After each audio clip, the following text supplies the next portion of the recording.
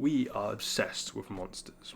I don't mean in becoming monstrous or hold some kind of reverence despite the horror of their actions. In quite the opposite way, we are disgusted by monstrosities and what they represent. But still we are obsessed with them, enchanted by the action and fervour of being outraged, utterly hooked on the high of cornering something that is other and wrong, gorged in the act of illuminating it by torchlight and chanting, "Monster, monster," all the while ignorant to our own distorted reflection in the thing's eyes, it staring back in a hatred of returned kind. Monsters have meant different things to different people throughout time. Monster can be a state, a form, the result of a moral code being broken or distorted. Atmospheres can become monstrous either in themselves or what they harbour. Monsters can be something incorporeal and beyond understanding.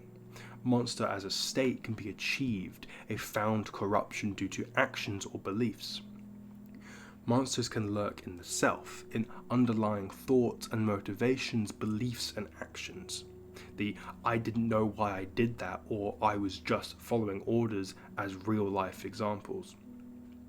The concept of imagined monstrosities and the environments they inhabit go beyond just culture of the age, beyond what issues lurk in the subconscious of that particular era, but are undeniably connected to the unconscious and the primal self.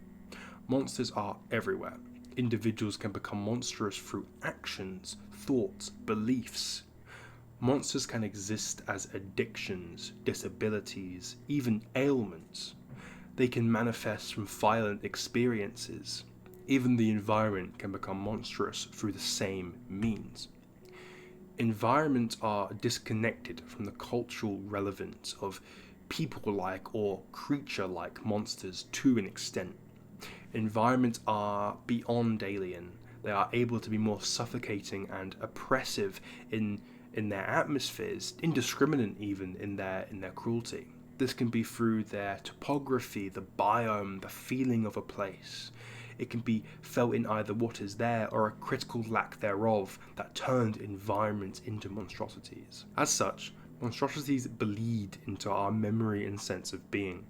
Cities, towns, streets, the individual room you are in, if you are in a room, can become monstrous based on our personal experiences and experience of consciousness itself.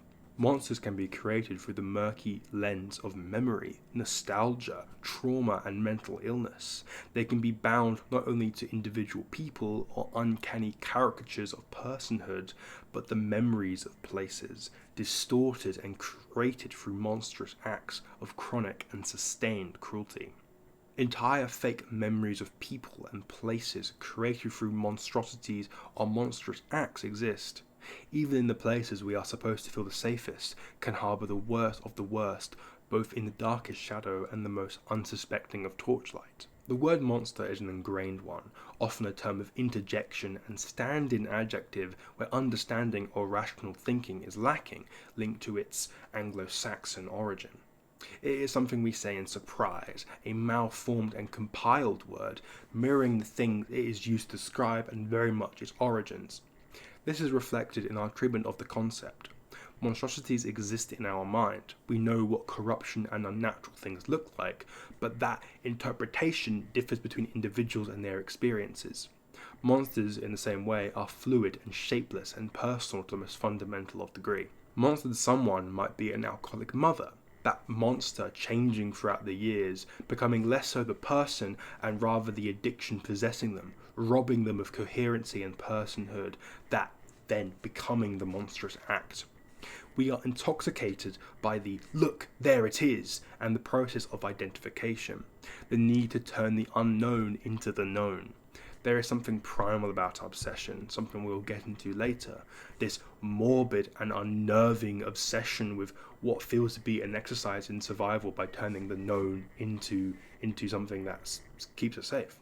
We are intoxicated to make the known unknown, like our lives depend on it, and it has in the past, as we will learn, but it still continues in our modern day, because more often than not, "look, there it goes" turns into "didn't you see it, it was just there." This is what makes horror pleasurable, for example, that dopamine surge from almost knowing, almost catching that which needs to be caught and known. We are junkies, then, of our own obsession, and oftentimes our subsequent demise follows through as a result in much of our fiction. Evidently, we are disturbingly obsessed with monsters, drawn to the issues in our lives, our societies, and the wider world pitchfork in hand, as we cannot help but personify them. We are drawn to that darkness like nothing else, and enamored by it, like being obsessed with crime shows, murder mysteries, serial killers, local crimes. But this extends to less disconnected things, like international atrocities or ongoing humanitarian crises. I think you know what I'm on about here, but I can't say it for YouTube's sake. This is reflected in our stories, as fictional characters need monsters to be believable. They need that haunting presence, that goal to overcome, that internal and most central motivations to be believable. Monsters and antagonistic forces, as an extension, are a part of our lives, lurking in every void. The adult mind knows logically that there is nothing in the dark. Nothing behind that tree, or nothing behind you as you walk along a path alone at night and look out into the drop-off of nothingness. But just past that tree line, where nothing exists in that suspension of disbelief, is the impossibility where all monsters lurk, in that kaleidoscope of morphing shapes, darting colours, and all sorts of things which you know aren't real. Monsters are fluid by nature, able to fit in every crevice of our understanding, our lives, our mind, and our modern world. Our environment become monstrous in the dark, through environmental crises, or even the feel of a place in the self, in the personal experience. Our thoughts follow suit, our actions sometimes reflecting. Our bodies, for example, can become monstrous in this light. They deceive, decay, and degrade, their attributes slowly consumed as if stolen by some malevolent force. The body has responses to monsters. It speaks in hormones and unknown signals that seem to know more than our brains and consciousness can perceive. Intimate behaviours, heightened awareness, deliberately dilated eyes, blood flooding to muscles to either run or fight a threat unknown to it and you, but it knows there is always potential. It's always possible these things crawl out from the dark, before that tree line, that drop-off of infinity, and it must always be ready for whatever form it takes, in that ever-present palimpsest of amorphous shapes and loosely personified danger.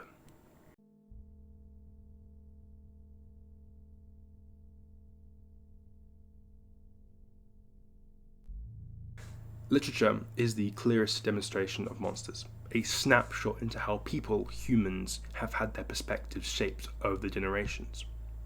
Medieval literature specifically, my fascination, fascinates me in conversation with this topic, because on the surface it is perceived to only explore monsters as foaming beasts opposed to men of morally pure virtue, painting monstrosities as distinctly other in morality and opposition to God, their morality being externally displayed in their ugliness, both literally but also in action and moral standing, a very black and white frame of thinking.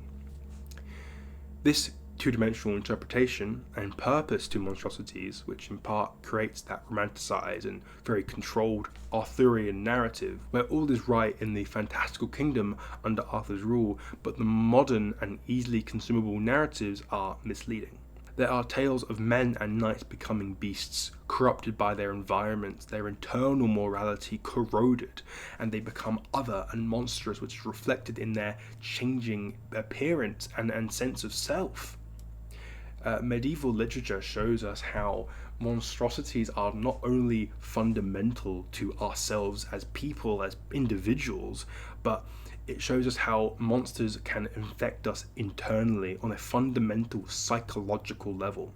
Medieval depictions of monstrosities exposes the cracks in black and white moralities, and by extension shows how monsters have the ability to infiltrate our psyches, our thoughts, and foundations to our sense of self. Even our cultures and civilizations are not safe.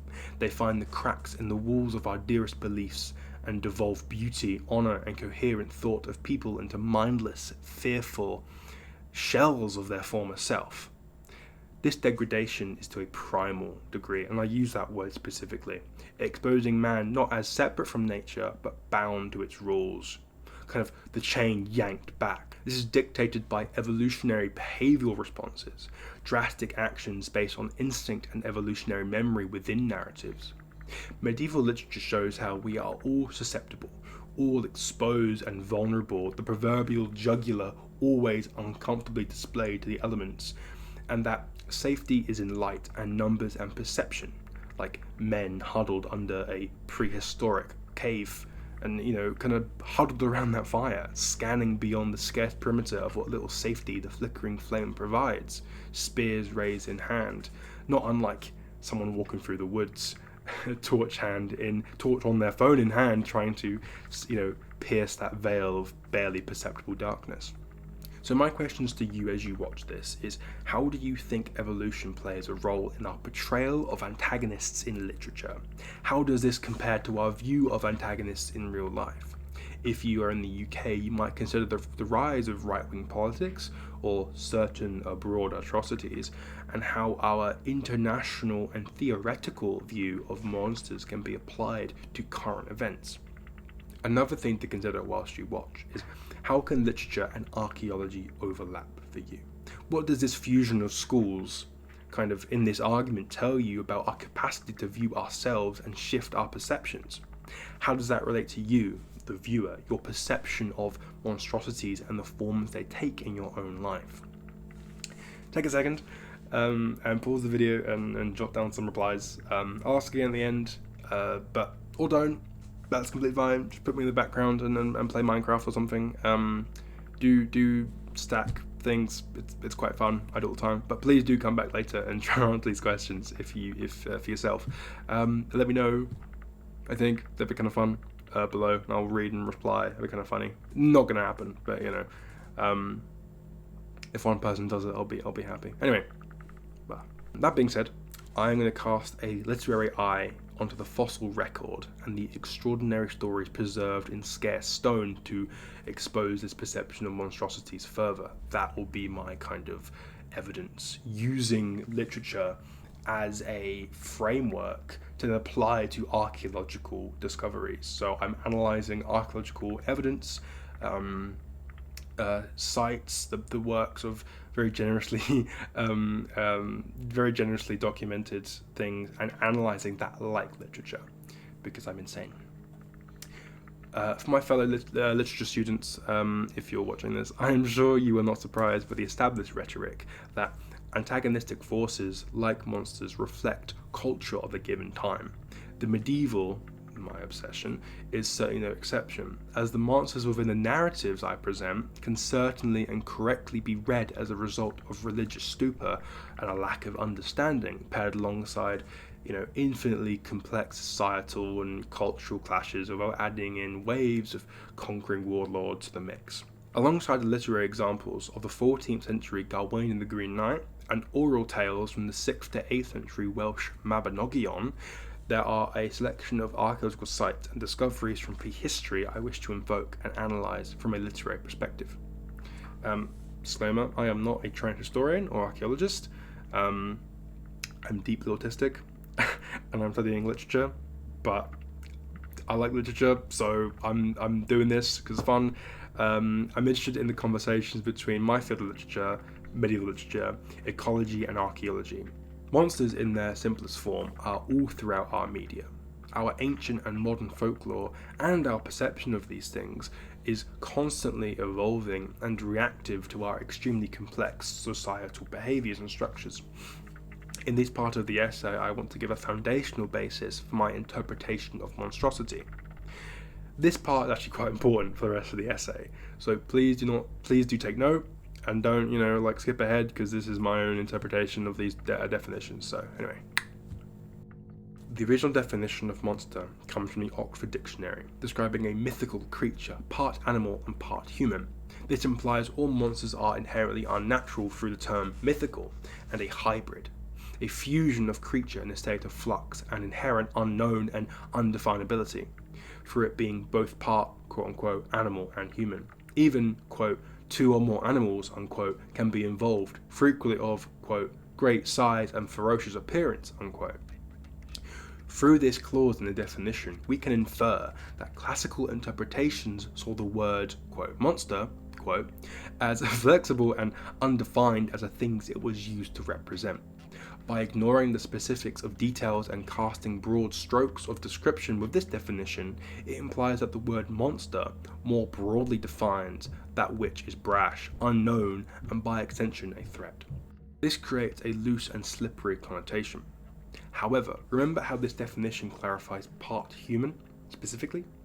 Through this clause, we can determine that monstrosities at this time and for this definition were not only fluid, and therefore deliberately unknown, but implies it can perceive, has the capacity to plan and act maliciously like a person, and is subject to representing, opposing, or complementing moral propositions, opening the door of thought to ideas like corruption or consumption or willful control in this classical definition of people becoming monstrous, people devolving into monsters, and I use that word very particularly. To explore this classical definition of monstrosity, I want to examine the 14th century Arthurian narrative Sir Gawain and the Green Knight, written by the anonymous and eponymous Gawain poet. My all-time favourite medieval text, and one of my favourite stories of all time, just if you were wondering. For those unfamiliar, Gawain and the Green Knight reads unlike any other Arthurian myth. There is no proven valour, no sacred oath upheld beyond all reason and logic for the convenience of the painfully visible social narrative, colloquially known as social plot armour, as I will dub it, because I can control this narrative. Gawain and the Green Knight is a horror story, for all intents and purposes in my interpretation. It is about a young man who is bound by social conventions. A young man who is confronted with something alien, an invader to his narrative, a character that bends the language around him to his will like vines on a tree. His very presence smothers the prose he inhabits. This is the Green Knight, and he represents all that is other, and on Gawain's obligatory journey, on the honour of his reputation and sanctity of his vow as one of Arthur's knights, as good as the value of his own life, he must complete the challenge to seek the knight out and allow him to do as Gawain did the Green Knight, return an axe blow to the neck. But unlike the knight, Gawain is a man, and not a creature of the other, supposedly immune to physical threats. This quest will kill him, and he knows this, and he is painfully aware of this reality. But still, he marches to the chopping block, fighting his way through obstacles and days of travel, all to a certain death he cannot possibly avoid. This is a story of lost innocence, shattered beliefs, and an uncomfortable, intimately disturbing metamorphosis about a young boy torn apart and made aware he is within a story. The narrator tells us that Gawain was bound to the burr, in the forest full depth, that veld was wild, wat wolds onder, oaks huge handled together. The hazel and the hawthorn were hard samen. Gawain is literally bound to the blow from the rules of his social convention, bound by the laws of chivalry and honour and the tenets of knighthood to seek out the Green Knight and allow him to return the blow he received in kind. Bound, in the Oxford Dictionary, has connotations of preparedness, but also submission and obedience. This portrays Gawain as intimately and almost magically obligated, morally so, and forced into this execution by his own merit as much as by social conventions. The assonance between bound and blow is also interesting, as like Gawain's obligation to quest unto his death, the connection between the obligatory bound and the resulting blow is resonant, connected by something beyond language but sound, mirroring the intimate and unbreakable connection between obligation and duty for Gawain as something he cannot grasp but binds him all the same, something beyond word, beyond language. This nuance to Gawain's quest, the quiet and contemplative intimacy of unspoken bonds and obligations, reveals layers of personality and motivation within Gawain on his quest. He does not want to die. This is what makes Gawain and the Green Knight into a horror text for me personally, as a reader and someone who has taken this text apart. Gawain is not forced to die on his journey, but forced to live. Forced to choose to live out of fear, and in doing so he breaks away from the chains of his narrative and comes alive, forced to become aware of the narrative around him and the futility of his existence. That haunting realization that he is alone. The environment surrounding Gawain, the quest he embarks on, consumes and digests the caricature of knighthood he so falsely puts on as his armour. Although this can be explained as indicative of the time, the classical approach to literature as plot-focused and moral-driven. Literature read not for the characters, but what the overarching story can inform the reader about how to live their lives. What I mean by this is that although on the surface Gawain and the Green Knight reads like any other medieval text, and on many levels it does to its core, the narrative evolves over time, and Gawain represents a character-driven narrative over a plot-driven narrative. It overgrows what was previously there. This almost signals that unlike the other narratives within this genre, this one is infected somehow, altered and diseased beyond recognition in comparison to its kin. The horror and true power of the Green Knight is in the process of Gawain's forced metamorphosis, the horror of his digestion and consumption while he is alive, stripping away his morals and slowly feasting away at his sinews. He is violently changed and altered. Arguably, he dies on the way to the Green Knight, and put down like a rabid and starving animal by his executioner, far, far away from the safety and light of Camelot. This is explored further by the environment Gawain encounters and the description around it.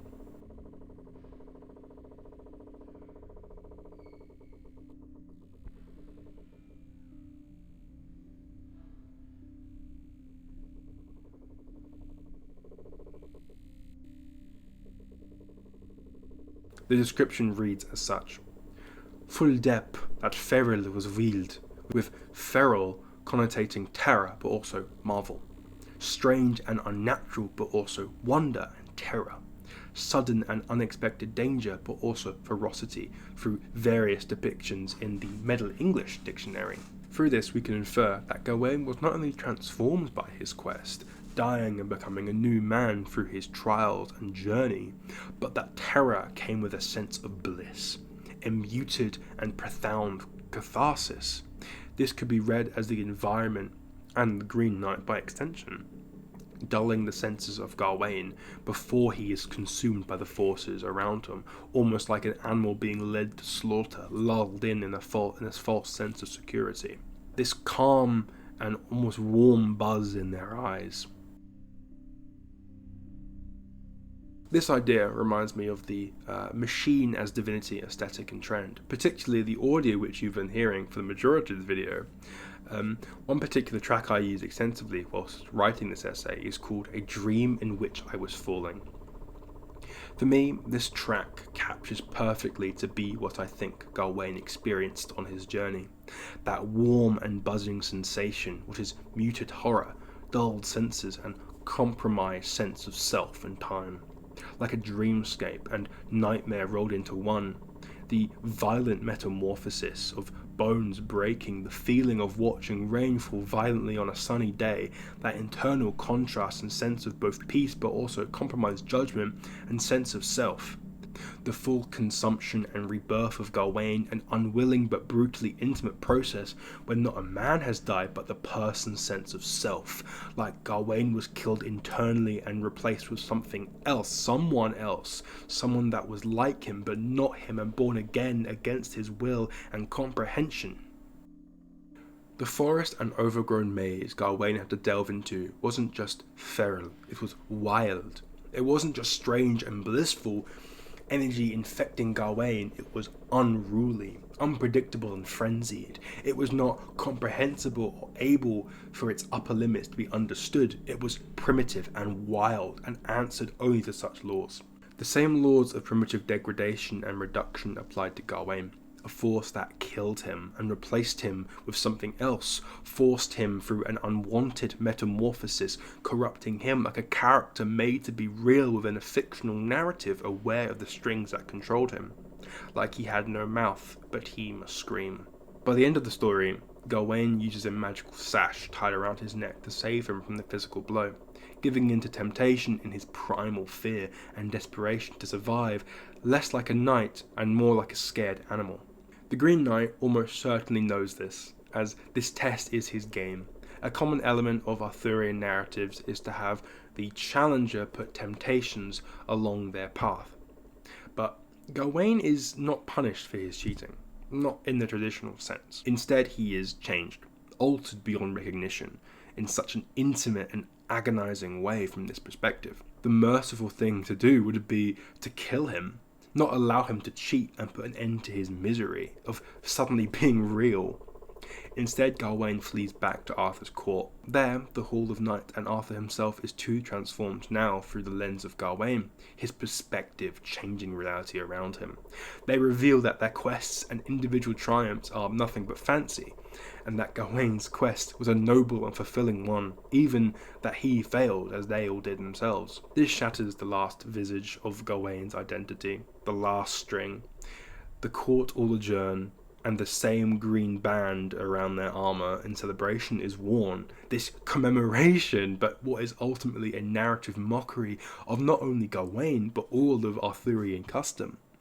The tale ending as Gawain is surrounded by a court of laughing knights, adorned in the icon of his failure, cackling in an unsettling and disturbing corruption of their former selves.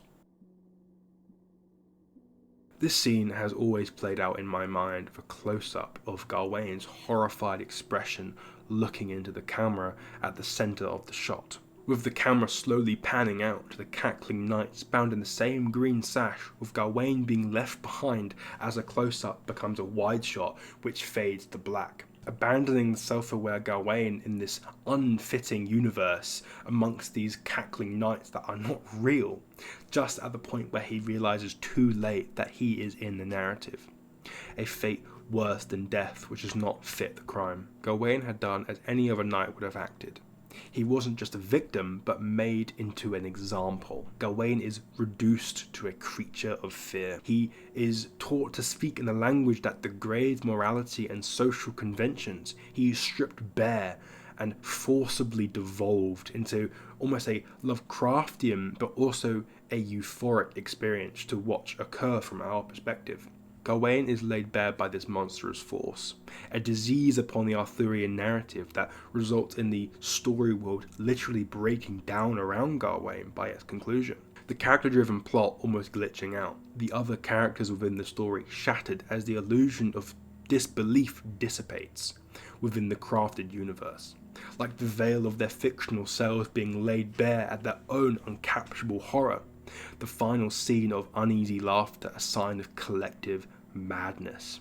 Monstrous others have the power to transform us, alter us, make us docile, and work within the scapes of our own rules to do so. Be themselves cruel mockeries of what we are and what we represent and strive to be. They are able to reduce us, boil us down to brine and marrow to reshape us in their image. Now, why was any of that drivel important? Or even a credible interpretation of this text? As stated, there are many explanations for this narrative to be the way it is, and smarter people than me have tackled this text, and smarter people than me will continue to work on this text. But I wish to throw my hat into this mix, and in the effort to satisfy my own incessant ideas about this brilliant and haunting story, and what it means for the idea of monsters, one particular archaeological discovery, which has utterly captivated my imagination for months, and I have thoroughly enjoyed piecing this argument together, like sad Lego, comes to mind. Another disclaimer, please excuse my mistakes. My sources are both on screen, here, and arranged in the comments for your convenience, so please feel free to look into stuff and enjoy if you like that kind of shit, archaeology.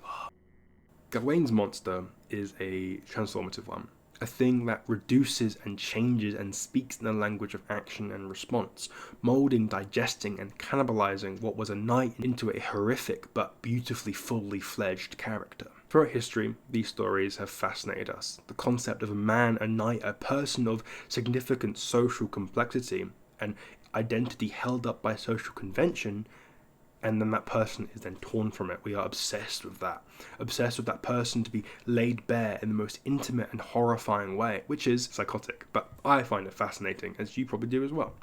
Maybe this is because it is fictional, or maybe it's because the idea is just so morbidly cool, but it isn't fictional and it isn't unique. Those who serve in the military, particularly active war zones, are altered and chewed up by the monster of their circumstance. Those impacted by war, the innocent, the elderly and defenseless, have their native environments transformed. Like Gawain, they are aware of their role in a narrative but unable to dictate its outcome. Yet still it fascinates us as much as it might enrage us. The transformative force monsters are, the horrific power they possess, tantalizes us and rallies social outcry. As I suggested earlier, one possible explanation is a social torchlight. Like a herd of prey animals snapping their heads towards a danger, giving it that platform so the fearful unknown can become the known.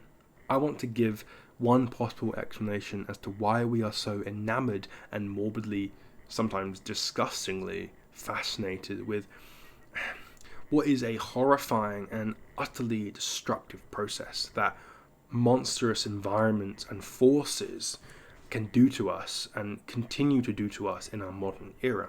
For that, I will be looking back into the fossil record at the oldest murder in recorded history. 430,000 years ago, there was a group of pre-Neanderthals in what is now modern-day Spain. Deep within the body of the earth and through a maze of cave tunnels and passages, there within that dark moor was a pit. And in that pit were dropped 29 lifeless pre-Neanderthals, ranging from children to the elderly, all on top of each other, left to rot and decay for literal hundreds of thousands of years.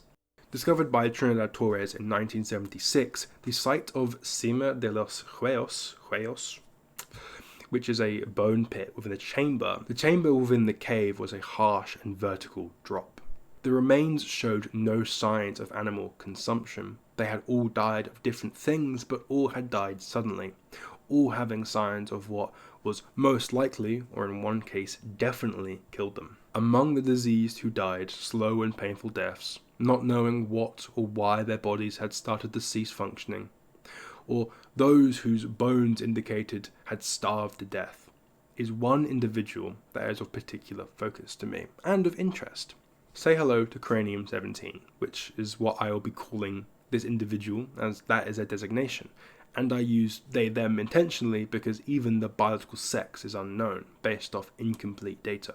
Cranium 17 is of particular focus because the fracture patterns are consistent with those expected with peri-mortem blunt force trauma, and is consistent with penetration of the endocranial bone table, in contrast to a post-mortem wound which would show a different fracture pattern due to the lack of blood flow to the bone and soft tissue surrounding the wound site. Moreover, the wounds indicate no characteristics of healing, indicating that either T1 or T2 on the diagram were the killing blow. The dimensions and patterns of fracture surrounding both sites are nearly identical, implying it was the same object that caused trauma. Further analysis concluded that no known animal of the time could have done this, and it was not done by the free fall down the vertical shaft either. And most accidental or hunting injuries rarely hit the skull, and if they do, it is often the side or the back of the head. The only time such a violent trauma is received at the front of the skull, to our knowledge, is modern murder victims. The vast majority of research concluded that Cranium 17 was the victim of intentional and repeated blows during a lethal act of interpersonal violence. This represents the earliest clear case of deliberate interpersonal aggression in the hominin fossil record. This demonstrates, most of all, that violence between ourselves is an ancient and foundational human behaviour. Imagine you are Gawain in this lonely, sunken church, staring down something that isn't quite human, and isn't quite you, but looks like you, and is trying to trick you, and passes you, and suddenly you are not a knight of Camelot or a human with thoughts and feelings, but a scared young creature with a body that has a memory older than your society, screaming in a language that you do not know.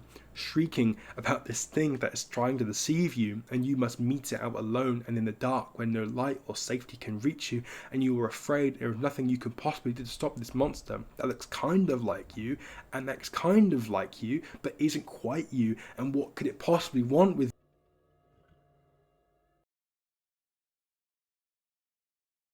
Among the pre-Neanderthal species that roamed the world during the Middle Pleistocene, this group was not the only one. It is inevitable that these different groups of hominin interacted, and there is fossil evidence that they competed, took females to mate with, and consumed one another in certain examples. The remains of Cranium 17 implies they were not cannibalized, or at least what remains of the skeleton being the skull, but it is very possible that interspecies violence was the cause of their violent death. I am going to take some creative liberty with this segment, so you have been warned, with the evidence that I have, and conjure up some entirely speculative examples and utterly baseless literary interpretations of what this means in regards to monsters. It is safe to say that Cranium 17 was struck intentionally and brutally in the back of the head. It is entirely possible that, like Gawain, this individual was bound for his own blow, or sought out or ambushed, pinned down before having his skull caved in. In this view, the monsters become ourselves, and the longevity of our own monsterhood is revealed. The story of Cranium 17's death is not written in stone, but like the relationship between the hunter and the hunted, a language of action and outcomes is what has been left behind, and the parts of the story can be pieced together. Like my interpretation of Gawain, Cranium 17's story is ultimately a reduction. Although lesser on the surface than Gawain, as we got to meet and interact with him vocally, get to know his character, what kind of person he was, all we have of Cranium 17 is a destination. What little scraps of character remain in the story of their demise opposed to the gradual fall of Gawain. Opposed to a Green Knight, we have no antagonist, only the actions of a mysterious one whose cruelty is permanently fragmented across the skull that is Cranium 17. The blows to the head were thought out and required independent swings. This means they would have been face to face, perhaps awake and staring in horror as they were held down or unable to escape from exhaustion or of other injuries lost to time. Maybe they were sleeping and terrifyingly unaware. Monsters, as we have learnt, destroy, corrupt and reduce. They chew and swallow and digest all they can, and nothing is safe. So, as Gawain was digested by this force from outside his narrative, a force that corrupted the very story and universe he belonged to, so has time and circumstance and speculation led to the story of Cranium 17, a person of their time capable of simple speech and could grieve and bury their dead, as evidence has pointed to suggest, was so brutally destroyed. Their personhood lost to time, and only the act of violence that has endured has left of their existence. The monster that took this person from the world was another person that potentially looks similar to Cranium 17. Maybe on the horizon they looked slightly bigger or taller and unfamiliar, but maybe they weren't a threat at first sight. But they no doubt communicated something to the body and mind of Cranium 17, something behavioural and ingrained into the body that this was not you, speaking in the language of evolutionary memory and hormones. Maybe they ran after that innate memory kicked in. Maybe they were terrified, begging in a language lost to us for help, or to warn others, or to call to their pursuer in kind. Of course, this is all speculative, but the only clue to the story of Cranium 17's life and death is what ended it swiftly, and the mind rushes toward the morbid curiosity as to what happened. What is clear is that to Cranium 17, and to countless others, human-shaped things that are not quite you are dangerous. Monsters of their own era, not only the creatures externally, but the people supposedly at your side, all capable of great and unthinkable primitive violence and actions of inflicting terror upon you and your kin. What I take from this is that we all have the capacity to become the monsters within our stories, even caricatures of personhood like the Green Knight. We see monsters in what pretends to be us, what has the capacity to think, plan and act in accordance to independent moral views. In a way, all monsters can be seen as an extension of uncanny horror and the possibility of inter-hominin violence. We all have the capacity to be unthinkable monsters, and that terror and potential transforms individuals, degrades them, and corrupts them, digesting their personhood. Time itself can be a degrading and transformative environment, stripping away all that makes a person, reducing what was someone's son or father or mother into an example, a cautionary tale, an expression of disgust or horror. What is lacking in a story can sometimes be the creation of monsterhood. What is missing creates a void, an unknown, one we are morbidly obligated to fill and personify into some odd resemblance of an antagonist. Like the decay and disturbingly beautiful evolution of Gawain on his quest to be brutally murdered, aware the whole time of his impending death at the Knight's Grey Axe, the individual known as Cranium 17 is also reduced, consumed by the ravages of time, as the murky antagonist lurks in the potential of all humankind, and is the grand patron of all murder and violence. It is another monster, and discussion of monstrosity altogether, that Cranium 17 has been reduced to such a state, of being remembered only by their violence, their fate. But nonetheless, as Gawain escaped the axe, this individual was not too lucky. Regardless, both Cranium 17 and the person that killed them were both bound to their own fatal blows. It is the morbid beauty and fascination that enchants me, however, that viewing people as monsters, of all having the capacity to commit monstrous acts, is not a new form of thinking. This isn't an original idea. Yet the idea that throughout time we have proven this again and again is just delicious. We become the monsters in our own stories under different guises and motivations, but monsters all the same, again and again and again. My parents were around the time of the Suffolk Strangler being active in the Ipswich area, where young women were found on the side of the road, usually younger women strangled, suffocated and disposed of.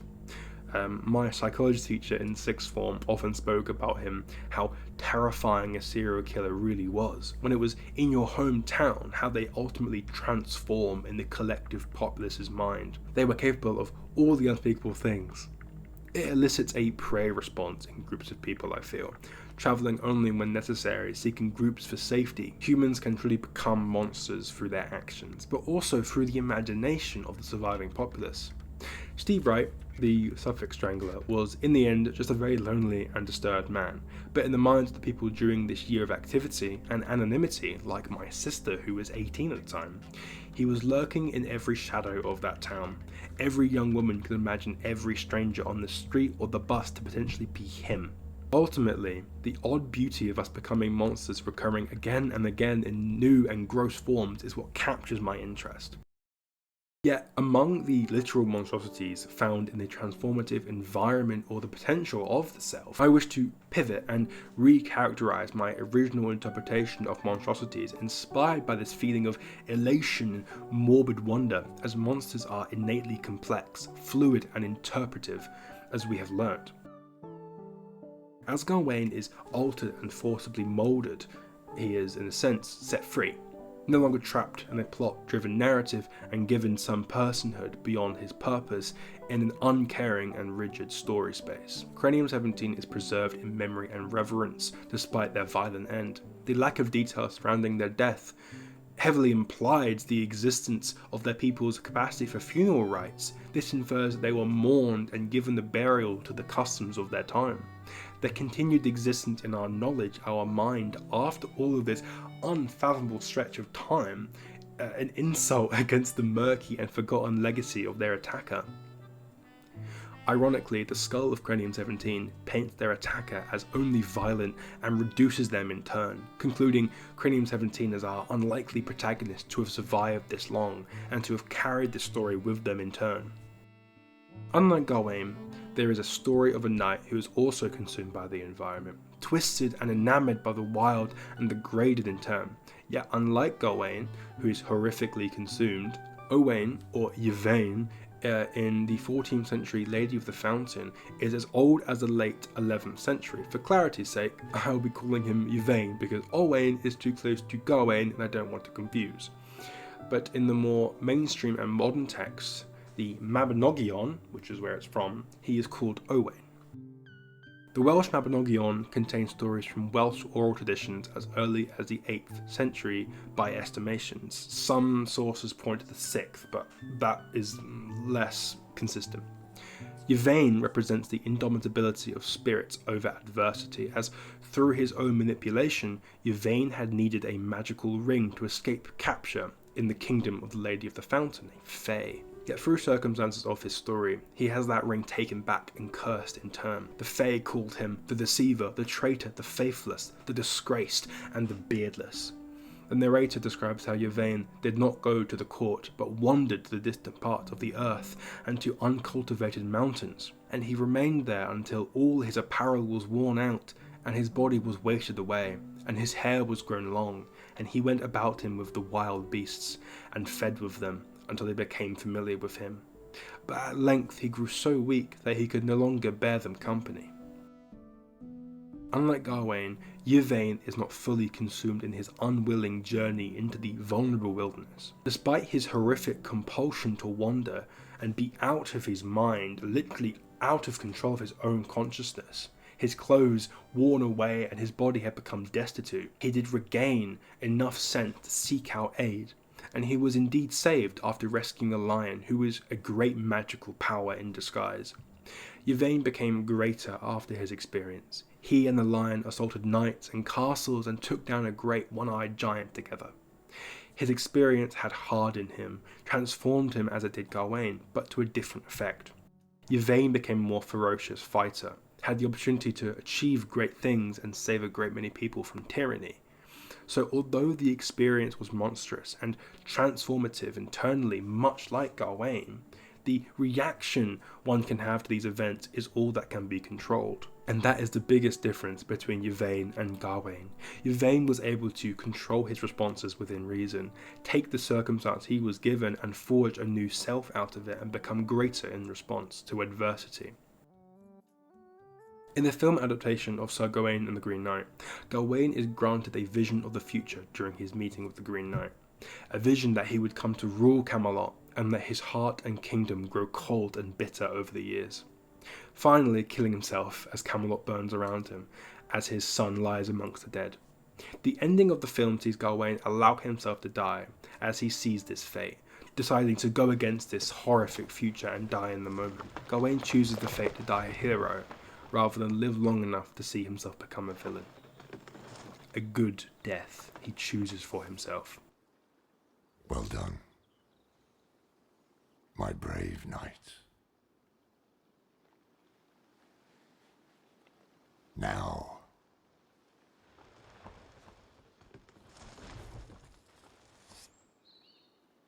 off with your head.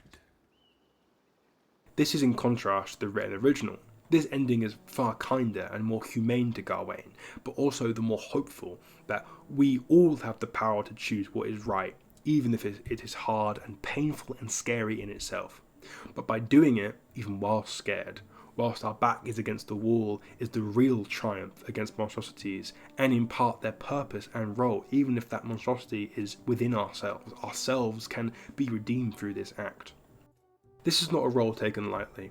It is a role monsters have that must be learnt over and over again, that they can be beaten back, and their purpose is to allow ourselves the opportunity. So as we all have the capacity to be transformed into monsters or by monsters, we in turn all have the capacity for great resilience, despite the odds and display of universal indomitability. As the great sage Parthenex once said, "What is better, to be born good or to overcome evil through great effort?" And within that great advice, I think it's important to talk about how negative this view of monstrosities is. How deadened and useless this interpretation I have given you has been so far. Sure, it is interesting to view monsters and all antagonistic forces by extension as products of evolution, and we are as much to blame as the external, uncontrollable forces which act upon us. The fact that such a dark and nihilistic view of Gawain and Cranium 17 exists doesn't do so just to fascinate the psychopath in us, although it very much does. The Green Knight of the world, the transformative elements that are beyond our control, that consume and decay and eat away at all which makes us. I believe it is all there for a reason. I believe, Now, this isn't explicit. I impose this reasoning without logical evidence, but evidence would make this revelation less sacred. Romantic views, in my opinion, of things are so not because of evidence or logic, but because to view them with hope is to be romantic, and to have a romantic view anything in general. And that act of defiance, despite the evidence, is very much the spirit of Romanticism as a literary and philosophical movement.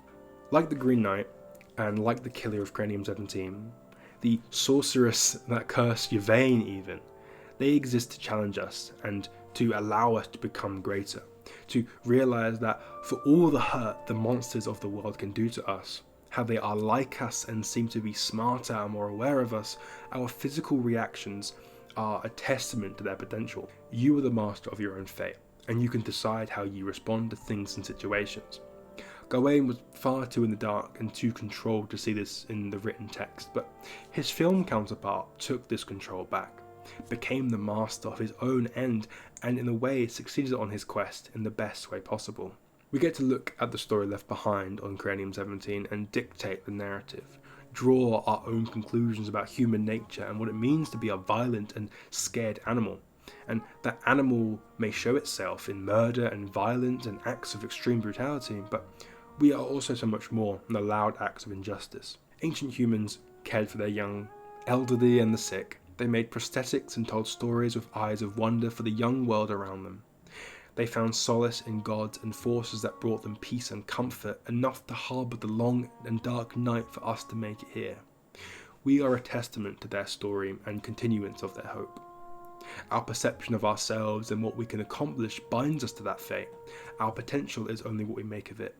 Gawain proved that with his courage and his goodwill to defend the weak and innocent, no matter the horrors that he had faced. His partnering with a lion, the wild personified, their coupling saw the two sides, the civilized and the wild being the most potent coupling for a great force of change and ambition to do good and to evolve itself for the purpose of good.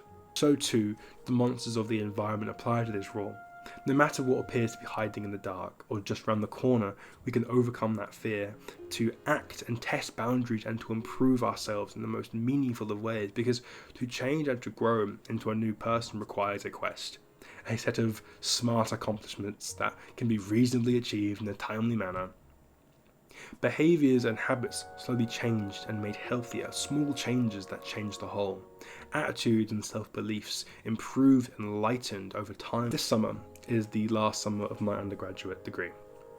I am thoroughly terrified of all the essays and applications for masters I need to do, but I worked on this essay. I read for my dissertation, I went on walks every day in the gorgeous place that I live in, and I took care of my body. Little things like that add up so that we can do all we can to defeat the monsters of our day, no matter the shape they take.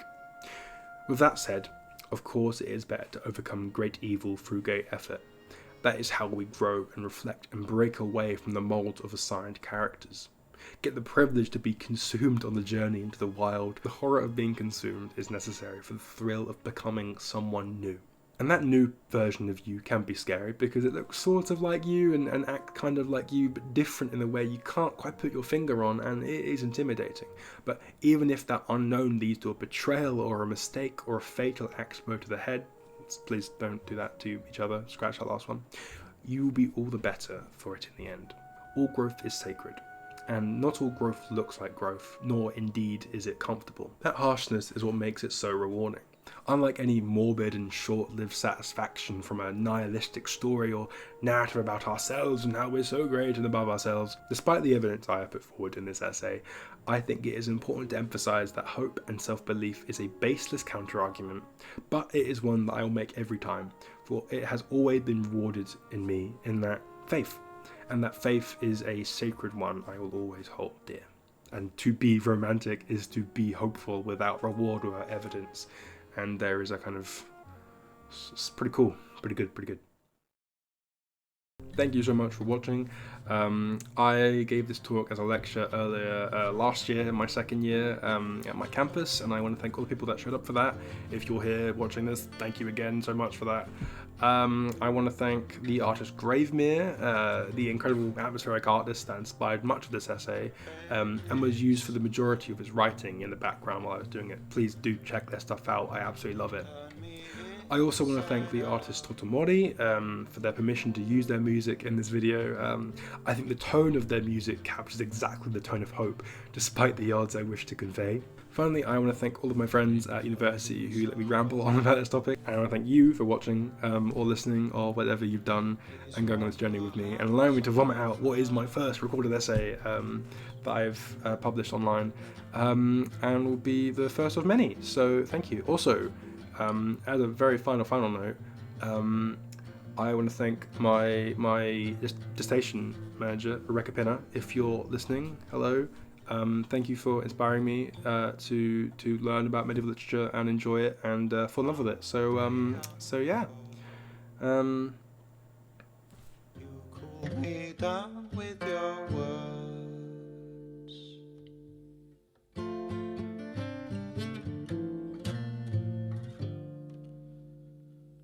Sugar your dreams so